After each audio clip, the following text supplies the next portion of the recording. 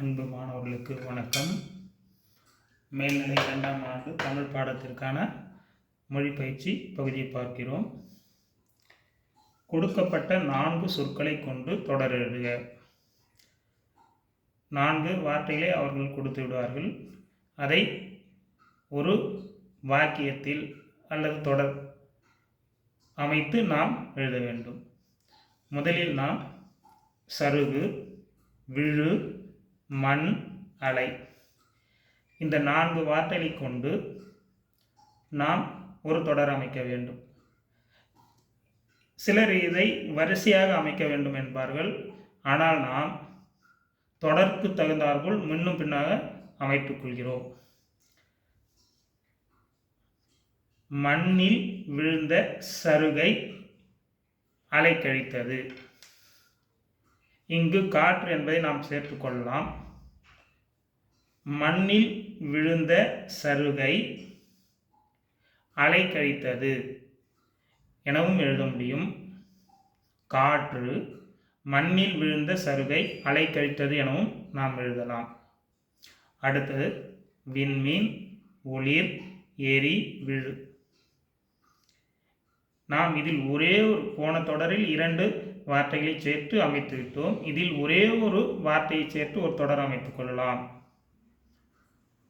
வானில் என்கின்ற ஒரு புதிய சொல்லை மட்டும் சேர்த்து வானில் விண்மீன் ஒளிர்ந்து எரிந்து விழுந்தது என முடித்துவிடலாம். இதில் நாம் ஒரே ஒரு வார்த்தையை மட்டுமே சேர்க்கிறோம். மற்றபடி அதனோடு அந்த சொற்களை இணைக்கின்ற எழுத்துக்களை சேர்த்து நாம் சேர்க்கின்றோம். உதாரணமாக ஒளிர் என்பதில் ஒளிர்ந்து, எரி என்பது எரிந்து, விழு என்பதில் விழுந்தது. ஆக அந்த 4 வார்த்தைகளை தொடருக்கு தகுந்தாற்போல் சில எழுத்துக்களை மட்டுமே சேர்க்கிறோம். அது முழுமையான தொடராக மாறுகிறது. வானில் விண்மீன் ஒளிர்ந்து எரிந்து விழுந்தது. அதேபோல் குதிரை, வேகம், ஓடு, தாவு. இதிலும் நாம் சில வார்த்தைகள் மட்டும் சேர்த்து ஒரு தொடர் அமைத்து விடலாம். இதை வரிசையாக எழுத வேண்டும் என்ற நோக்கமல்ல, அந்த வார்த்தைகள் தொடரில் இடம்பெற வேண்டும். அதன்படி வேகமாக ஓடிய குதிரை மீது வீரன் தாவி ஏறினான். இந்த 4 சொற்களை இடையில் சேர்த்து பிறகு ஒரு வார்த்தையை சேர்த்து நாம் எழுதிவிடலாம். அதேபோல் குழந்தை, நட, தளிர்நடை, விழு.